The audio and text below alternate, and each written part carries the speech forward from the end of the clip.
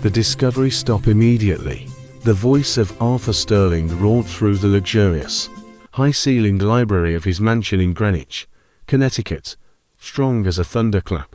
He stood frozen at the archway, fists clenched, observing a scene that instantly set his blood to a boil. His daughter, 8-year-old Chloe, sat in her wheelchair at the center of the vast room, a genuine smile lighting up her face for the first time in months. Next to her, Marcus Jones, the driver he had hired just 3 weeks ago, danced softly to a mellow R&B track playing on his cell phone. The 32-year-old black man held the girl's hand with gentle care, turning slowly around the wheelchair as she clapped along with a joy Arthur hadn't witnessed since the accident. "What in the hell do you think you're doing with my daughter?" Arthur surged toward Marcus, who immediately stopped dancing and released Chloe's hand. The smile vanished from the girl's face, replaced by an expression of confusion and fear. Marcus remained calm, his hands raised in a gesture of peace. "Mr. Sterling, I can explain." Arthur cut him off, his voice thick with indignation. "You were hired to drive, not to engage in whatever this is." He gestured furiously at the phone still playing music. "Turn that thing off now." Chloe began to cry softly. Marcus quickly grabbed the phone and paused the music. The silence that followed was suffocating. "Daddy, please," Chloe whispered, her voice small and choked. "Marcus was just showing me how to dance, like the other kids." "You can't dance," Arthur exploded. The words shot out before he could stop himself. "You're in a wheelchair, Chloe. The sooner you accept that, the better." Marcus' face tightened slightly, but he stayed silent. There was a profound understanding in his eyes, as if he knew exactly the kind of pain that made Arthur lash out. "Mr. Sterling," Marcus said calmly, his voice carrying an educated cadence, "may I speak with you privately?" "There is nothing to discuss," Arthur responded curtly. "Pack your things. You're fired." Marcus nodded slowly, but before he turned to leave, he looked at Chloe one last time. "Remember what we talked about, little one, about the butterflies. Some fly differently, but they still fly." As Marcus walked toward the door, Arthur was unsettled. The man didn't seem desperate. There was a serenity in his movements. Chloe continued to sob. "Why did you send him away?" Chloe asked between sobs. "He made me feel normal again." Arthur didn't know how to respond.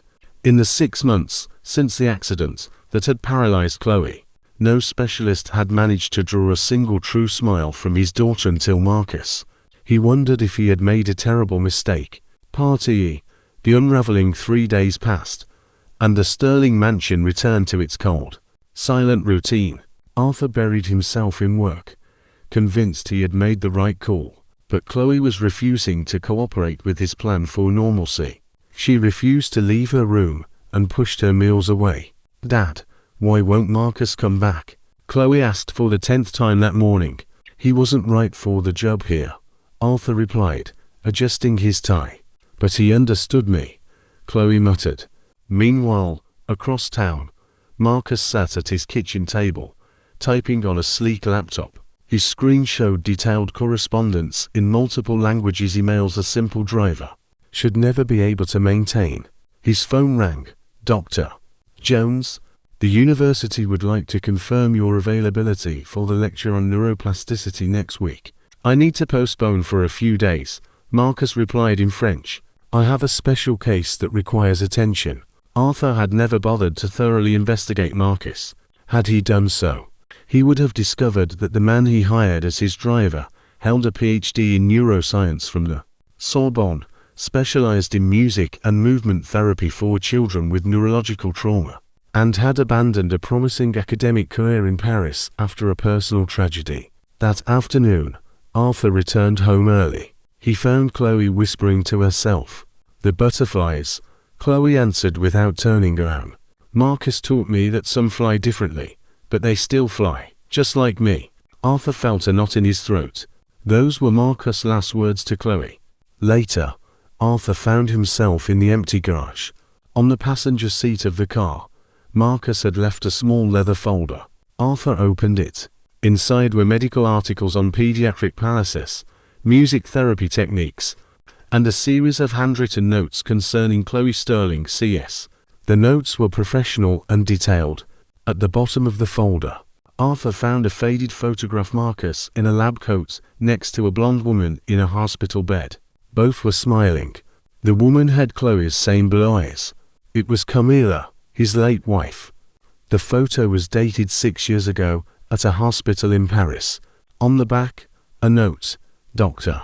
Marcus Jones, pediatric neurological trauma specialist. Camila Sterling's treatment. Arthur dropped the photo, his hands trembling. Marcus was not just a driver, he had known Camila. He had treated his wife. And now, he had mysteriously shown up to work in his home. Every humiliation Arthur had inflicted upon Marcus now gained an entirely different weight.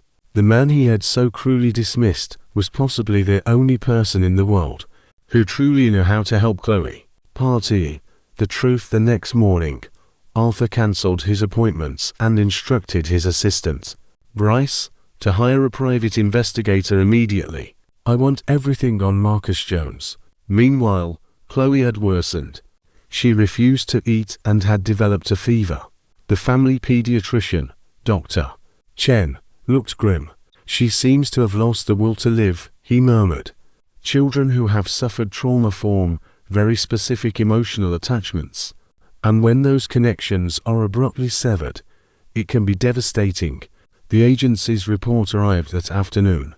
Marcus Jones had a PhD in neuroscience and specialized in music and movement therapy. The report also revealed a personal tragedy. Marcus had lost his own 5-year-old daughter, Luna, in a car accident 3 years ago. Arthur grabbed his phone and dialed Marcus' number. I know you've found out who I am, Marcus said calmly. Why didn't you tell me from the start? Arthur demanded. Because men like you don't hire former doctors to drive your cars. And Chloe needed someone who could be around without raising suspicions. What kind of game are you playing with my family, Mr. Sterling? Your wife, Camila, came to me 6 months before the accident. She was preparing a preventive treatment plan. She asked me to promise that if Chloe ever needed it, I would do everything in my power to help her. Arthur felt the floor disappear beneath him. She left specific instructions in her will, Marcus continued. In the section your lawyers likely dismissed as the delusions of a worried pregnant woman. Arthur quickly opened his wife's digital will. On page 17, the overlooked section read, in case of neurological trauma or paralysis involving our daughter, Chloe, I recommend contacting Dr. Marcus Jones, specialist in unconventional therapy. My God, Arthur whispered, letting the phone drop. Bryce appeared with a folder. Sir, I found records of payments your wife made to a clinic in Paris, payments that continued until last month. Camila had been paying for a children's rehabilitation clinic where Marcus worked. He was watching us, Arthur muttered, waiting to be needed. Bryce corrected gently. Arthur realized the magnitude of his arrogance. He had humiliated the one man his wife had specifically chosen to care for Chloe. Arthur called Marcus again. I need you to come back. I'm not an employer you can dismiss and rehire at your convenience, Marcus replied. I am a doctor who made a promise. Then what do you want from me? I want you to stop trying to control your daughter's healing. I want you to admit that you don't know what's best for Chloe. And I want you to apologize, not to me, but to her. Arthur swallowed his pride. And if I do that, then maybe, just maybe, Chloe still has a chance at happiness. Partive. The bridge. A text arrived on Arthur's phone. A video message from an unknown number. Chloe asked me to send you this. The video showed Chloe in her wheelchair, smiling and moving her arms in sync with music. The accompanying message. She recorded this last week when she still believed you loved her more than your own pride. Arthur realized he had lost his daughter's trust, but he was determined to learn. Arthur drove to Marcus' apartment. You planned all of this, Arthur said. Marcus calmly closed his book. Sit down, Mr. Sterling. It's time we talk as to men who love the same child. Arthur threw the report onto the table. I know everything about Luna. about how you've used other children to try to compensate for your own loss. You are right, Marcus said. But if you think that diminishes my love for Chloe, you are sorely mistaken. Your wife came to me because she knew you would never accept unconventional methods. She asked me to promise that I would find a way to be there. Marcus picked up a yellowed letter. Camilla wrote this for you, but asked me to deliver it only when the time was right. Arthur read his wife's final words. Arthur, if Marcus is giving you this letter, it means our daughter needs him and you are fighting against it. Stop trying to fix Chloe and start loving her for who she is. Tears streamed down Arthur's face. Why didn't you tell me this from the start? Because you weren't ready to hear it. Just then, Arthur's phone rang. It was the nurse. Clara, Mr. Sterling, you need to come home immediately. Chloe's trying to walk by herself and refuses to stop until Marcus comes back. I'm coming home, Arthur said. He looked at Marcus. You're coming with me, as your daughter's doctor, as the man your wife chose, and as someone who will no longer tolerate being treated as inferior. On the way, Arthur asked, what do you really want? I want you to stop seeing my color before you see my competence. I want you to admit that you fired the only doctor who actually worked, because he didn't look the way you expected a doctor to look. When they arrived at the mansion, they found Chloe leaning on her wheelchair, attempting small steps. I have to show Marcus I can do it, she cried, but she wouldn't stop. Marcus knelt down. I always knew you could, little butterfly. Will you come back? Chloe asked. Marcus looked at Arthur, who finally understood. He had to swallow his pride. Marcus, Arthur said, his voice raw. I don't know how to apologize for my prejudice, my arrogance. But if there is still a chance, I would like you to come back. Not as a driver, but as the doctor my wife chose. Marcus smiled. Only if you promise me one thing. The next time I teach Chloe to dance, you'll dance with her too. Because she needs her father, not just her doctor. 2 years later, the Different Butterflies Project, a center for children with disabilities, thrived in the Sterling Mansion, a partnership between Arthur and Dr. Marcus Jones. Chloe, now 10, walked with crutches and danced regularly. Arthur openly shared his story.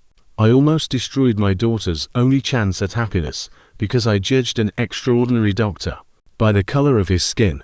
My prejudice almost cost me Chloe's happiness. When I finally saw Marcus for who he truly was, I not only saved my daughter, but I saved myself.